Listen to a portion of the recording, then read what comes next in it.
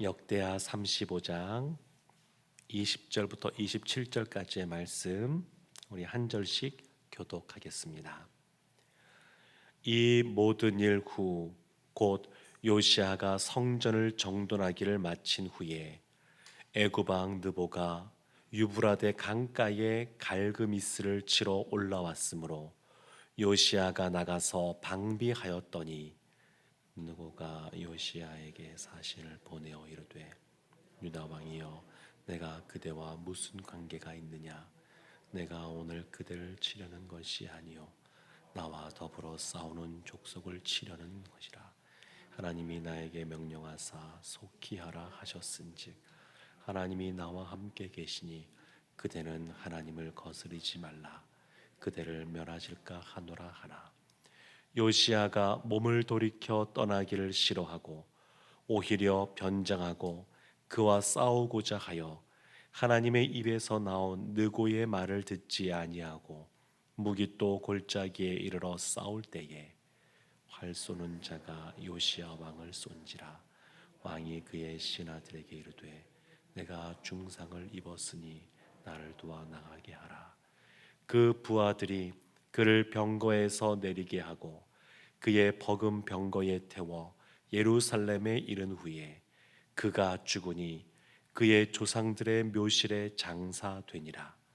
온 유다와 예루살렘 사람들이 요시야를 슬퍼하고 예레미야는 그를 위하여 애가를 지었으며 모든 노래하는 남자들과 여자들은 요시야를 슬피 노래하니 이스라엘의 규례가 되어 오늘까지 이르렀으며 그 가사는 애가 중에 기록되었더라. 요시아의 남은 사적과 여호와의 율법에 기록된 대로 행한 모든 선한 일과 그의 처음부터 끝까지의 행적은 이스라엘과 유다 열왕기에 기록되니라. 아멘. 살아계신 하나님의 말씀입니다.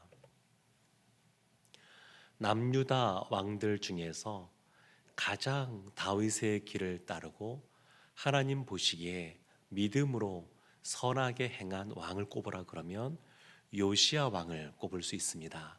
그가 우상을 제거하고 그리고 말씀을 다시 회복하고 그리고 절기를 회복하는 그러한 모습을 보여주었습니다.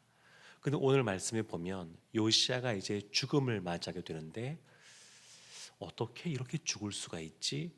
굉장히 허망한 죽음을 맞이하는 것이 오늘 본문에 나옵니다.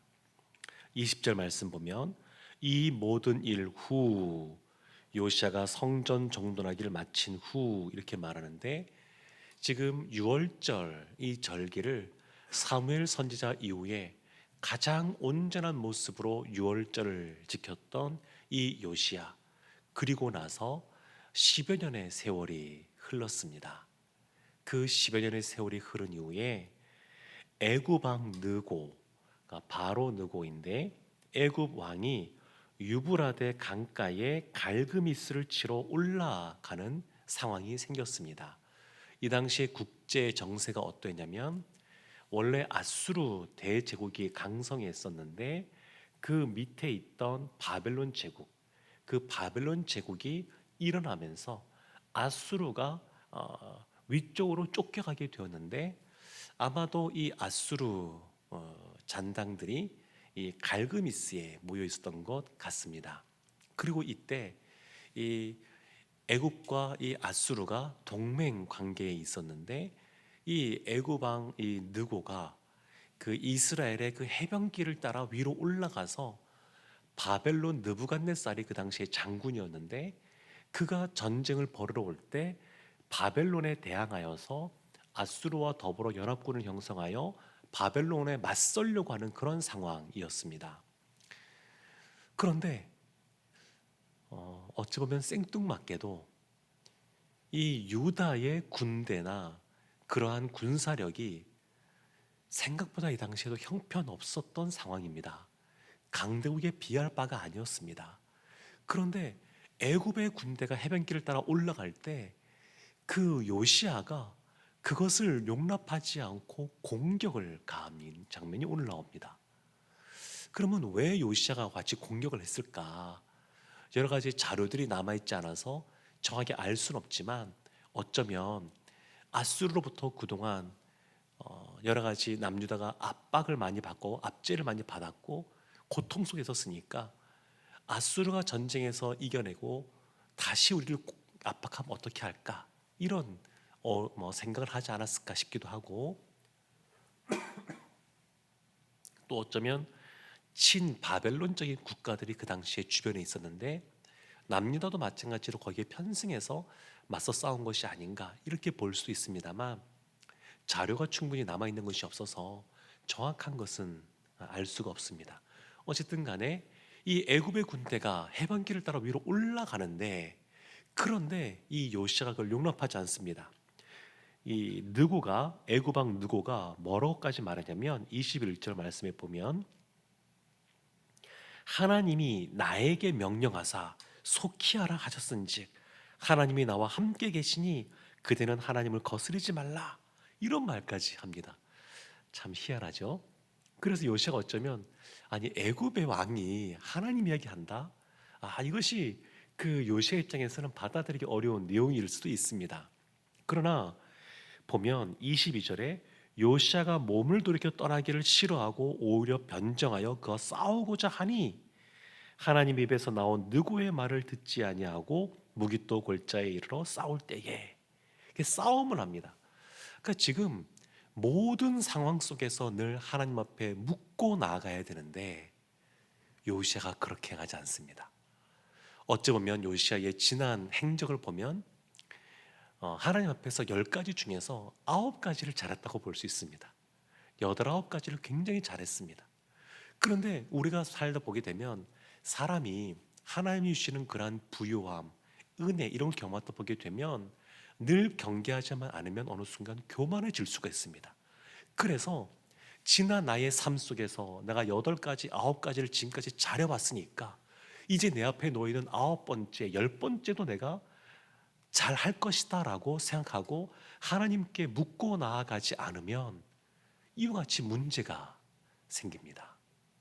그러니까 사람은 기본적으로 우리가 용서받은 죄인이라는 것을 늘 기억할 필요가 있습니다. 우리가 의인이라고 칭함받고 있지만 그러나 여전히 우리 가운데 해결되어지지 않은 그런 죄성이 있는 인간이라고 하는 것을 늘 기억할 필요가 있고, 사람이 완벽하지 않다, 완전하지 않다, 이것을 기억할 필요가 있습니다. 그래서 지난 수십 년의 세월을 하나님 앞에서 잘 살아왔다 한다 할지라도 그 이후의 삶도 하나님께 묻지 아니하고 하나님의 말씀을 듣지 않고 무엇인가를 결정한다 그러면 잘못될 수가 있습니다. 요시아가 정확한 이 상황과 여러 가지 형편은 잘 모르겠지만 분명한 것은 하나님으로부터 멀어졌다는 겁니다. 하나님께 구하지 않습니다. 이 당시에 있었던 그 선지자들을 보면 쟁쟁한 선지자들이 있었습니다. 예레미야 선지자도 있었고요, 스바냐도 있었고요, 나훔도 있었고요. 그들이 있었습니다. 더군다나 나훔 선지자는 뭐라고 예언했었냐면 아수르의 멸망에 대해서 예언했던 선지자입니다. 근데 지금 묻질 않는 겁니다. 히스기야 왕 때 사네립이 공격해 올 때 이 히스기야가 이사야를 통하여 하나님께 묻습니다. 하나님 어떻게 해야 됩니까? 묻거든요. 근데 지금 이 요시아가 이와 같이 대단한 선지자들이 많이 있는 이 상황 속에서도 하나님께 묻고 나가지 않는 겁니다. 묻고 나가지 않아요. 그래서 23절 말씀에 보면 화를 쏘는 자가 요시아 왕을 향해 쐈는데 그것에서 중상을 입게 되고 그리고 죽게 됩니다. 그래서 어렸을 때부터 왕위에 올랐고 하나님 말씀대로 무엇인가를 또 바로 하나님 앞에 서기 위해서 종교개혁도 일으켰고 그리고 열심히 뭔가 삶을 살았지만 노년의 마지막 순간에 하나님 앞에서 바로 서 있지 못하니까 이와 같이 허망한 죽음을 맞이한 것을 보게 됩니다. 나중에 보면 안타까운 것은 뭐냐면 요시아의 왕, 그 요시아 왕의 아들 때 나라가 망하게 됩니다. 요시아가 죽고 나서 23년 후에 남유다가 망하게 되는데 그때 요시아 왕 이후에 4명의 왕이 이제 뒤에 나오게 되는데, 네 명의 왕 중에 세 명은 요시아의 아들이고 한 명은 요시아의 손자입니다. 마지막 왕 시드기야는 요시아의 아들입니다. 아들. 그러니까 참 이런 걸 생각해 보면 어떻게 끝까지 하나님 앞에서 믿음으로 행할 것인가, 이런 생각을 하게 됩니다. 뒤에 보면 이 왕이 죽었을 때 24절 뒷부분에 이렇게 나옵니다. 온 유다와 예루살렘 사람들이 요시아를 슬퍼하고, 왕이 죽었으니까 백성들이 슬퍼할 수 있죠. 그런데 이 표현도 독특한 게 왜 그러냐면, 남유다에 많은 왕들이 있었지만 기록상 백성들이 슬퍼했다는 표현은 요시아가 유일합니다. 여기 처음 나와요. 그러니까 이 요시아가 행했던, 하나님 앞에서 했던 좋은 선한 일도 있지 않습니까? 그래서 26절도 보면 요시아의 남은 사적과 여호와 율법에 기록된 대로 행한 모든 선한 일과, 결국 그의 삶 속에 공과 과가 있지만 하나님께서 요시아의 삶은 결국 하나님 앞에서 선하게 행하였다, 이렇게 평가하고 있습니다만, 마지막에 묻고 나가지 않은 것에 대한 그 안타까움이 있습니다. 그래서 25절에 보면 예레미야는 그를 위하여 애가를 지었습니다. 애가를 지었어요. 요시아를 슬피 노래합니다. 그와 같이 하나님 앞에 선하게 행했던 왕이 떠난 것에 대한 슬픔도 있을 것이고, 그리고 하나님께 마지막에 묻고 나가지 않았던 그런 슬픔도 있을 겁니다. 예레미야서 46장에 보게 되면 이 사건과 관련된 하나님이 예레미야에게 주셨던 말씀을 예언한 장면이 나오는데, 46장 1절에 이런 말씀이 있습니다. 이방 나라들에 대하여 선지자 예레미야에게 임한 여호와의 말씀이라. 2절 말씀에 애굽에 관한 것이라. 곧 유다의 요시야 왕의 아들 여호야김 넷째 해에 유브라데 강가 갈그미스에서 바벨론의 느부갓네살 왕에게 패한 애굽의 왕 바로 누구의 군대에 대한 말씀이라. 10절 말씀에 그날은 주 만군의 여호와께서 그의 대적에게 원수 갚는 보복이라. 그러면서 애굽의 군대가 패배할 것에 대한 이야기를 하고 있습니다. 그러니까 하나님이 지금 애굽 군대도 심판하시는 과정 속에 지금 있는 겁니다. 그래서 더더군다나 아쉬움이 있습니다. 요시아가 붙고 나가지 않은 것에 대해서. 사랑하는 성도 여러분, 그래서 우리가 모든 상황 속에서 하나님께 구하고 나아가야 됩니다. 하나님 말씀이 들려질 때에 그 말씀을 듣는 것이 은혜입니다. 우리가 주일날도 그렇고 우리가 이 시간에도 그렇고 늘 말씀을 듣기 전에 기도하며 나가는데, 늘 우리의 마음밭을 위해서 기도해야 됩니다. 하나님의 말씀이 우리의 귀에 들려지도록. 이것이 은혜입니다. 다 그렇지가 않아요. 하나님 말씀이 선포되어져도 듣지 않는 사람들도 있습니다.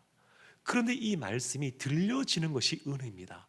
그래서 늘 말씀을 들을 수 있는 귀를 달라고 기도하셔야 되고, 그 말씀을 듣는 것이 하나님의 은혜임을 늘 고백하고 감사하기를 원합니다.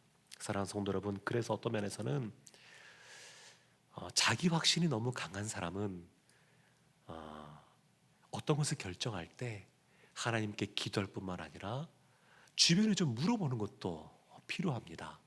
멘토가 되는 분이라든지, 또 아니면 목회자라든지, 뭔가 이렇게 좀 이렇게 신뢰할 만한 분들에게 좀 물어보고, 그러면서 하나님께 기도하며 나가면서 결정해도 늦지가 않습니다. 그래서 이 나이가 들어갈수록 자기 확신과 자기 신념과 생각이 더 강해지지 않습니까? 사실은 그럴수록 귀를 더 열어둘 필요가 있습니다.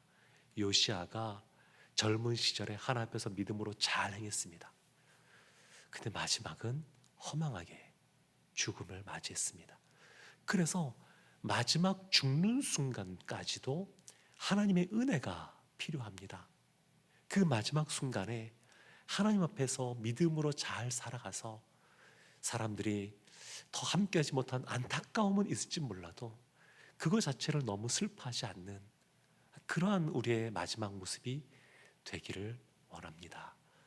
하나님 앞에 우리가 이 시간 다시 한 번 더 하나님 말씀을 듣는 귀를 달라고 기도하기를 원하고, 또 하나님의 말씀이 들려졌을 때에 그 말씀에 순종하며 살아가는 우리 모두가 되기를 주님의 이름으로 축원합니다. 아멘.